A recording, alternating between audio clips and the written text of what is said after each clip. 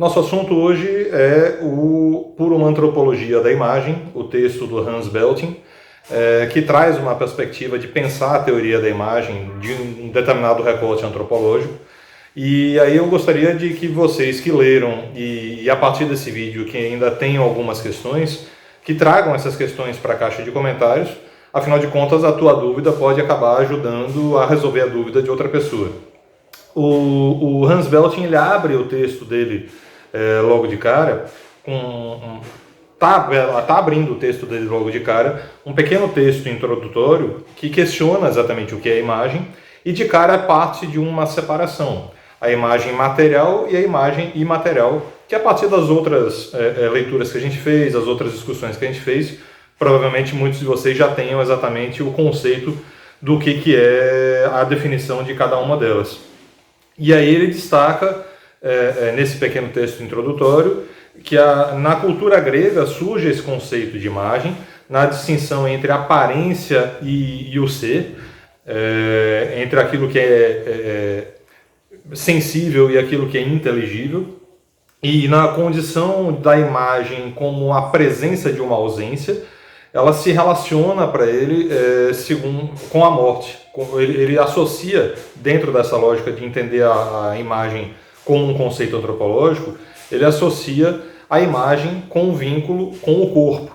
A imagem começa e termina no corpo, de alguma forma, seja lá qual for essa imagem.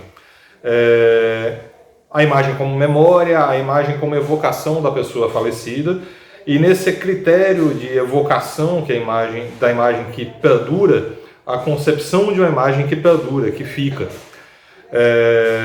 E aí, a partir dessa relação dessa distinção entre imagem e medium, que ele pensa nessa iconoclastia, ele pensa nessa destruição da presença de um medium em que se estabelece uma imagem.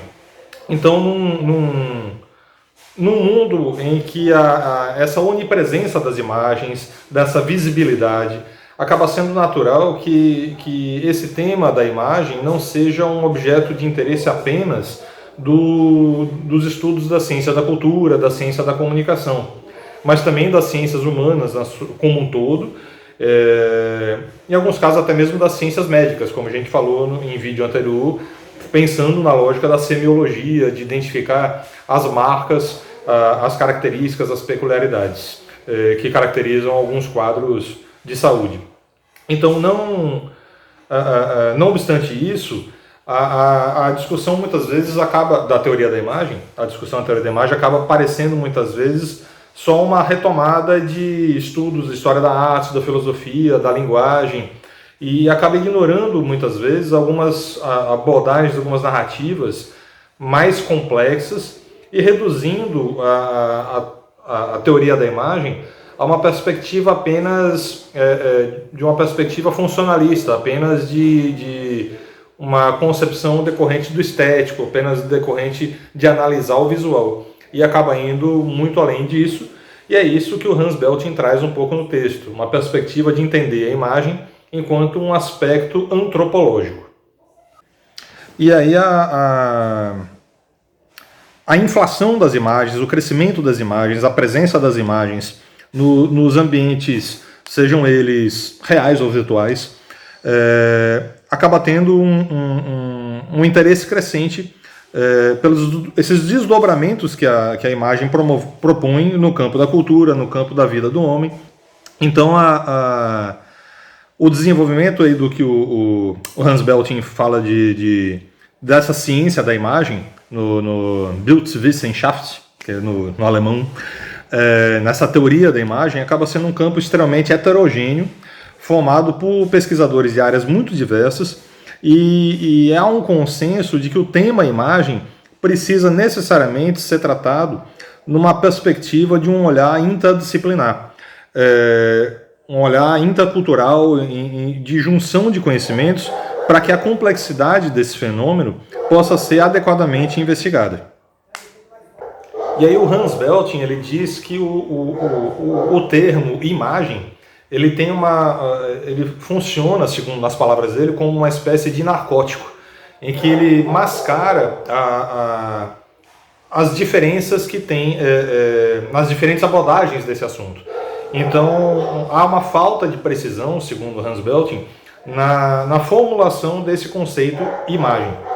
E aí, como saída para essa falta de precisão na formulação, ele propõe a antropologia da imagem como ciência da imagem. A proposta dele é pensar numa triangulação que envolve imagem, mídia e corpo. Mídia, aí nesse caso, não entender apenas como a gente está acostumado, de mídia, de televisão, de imprensa, de meio de comunicação, mas mídia enquanto suporte da circulação da imagem, da transformação da imagem, de que modo ela se registra e circula dentro da sociedade. E aí, já conceituando o entendimento dele de imagem, o Hans Belting ele tem dentro dessa perspectiva antropológica, ele faz uma conceituação de que imagem é mais do que um produto apenas da percepção. A ideia de que imagem surge como o resultado de uma simbolização. E aí, remetendo à nossa discussão anterior sobre semiótica, quando fala de símbolos, ele diz que a imagem é um resultado de uma simbolização que pode ser pessoal ou coletiva. E tudo que comparece ao olhar, tudo que perante ao olho é colocado, pode se transformar em imagem, pode se aclarar através da imagem. Então, assim, a afirmação dele é que o conceito de imagem só se toma a sério, em última análise, na perspectiva do Hans Belting, se for tomado como um conceito antropológico.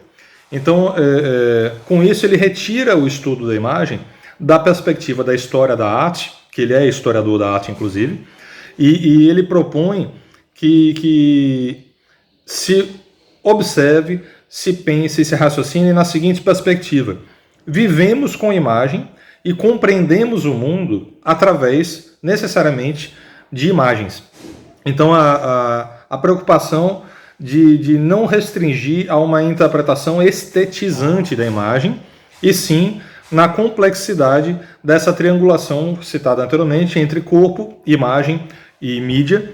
É um problema conceitual abstrato que vai para o campo da antropologia, que passa pelo campo da filosofia, mas não é exclusivo da estética da filosofia. É um campo do conhecimento humano, da relação humana, num campo antropológico. E aí, por que um campo antropológico? Por causa do entendimento de que o ser humano não é simplesmente um ser biológico, mas é um ser cultural. Então, o corpo é o lugar onde se produzem, se conhecem, se reconhecem as imagens. Um corpo que vive o ambiente exterior e as suas imagens e tem as suas memórias. O que são memórias? São imagens retomadas, são as nossas experiências. Então, a perspectiva de que é no corpo que tudo se resolve, por quê?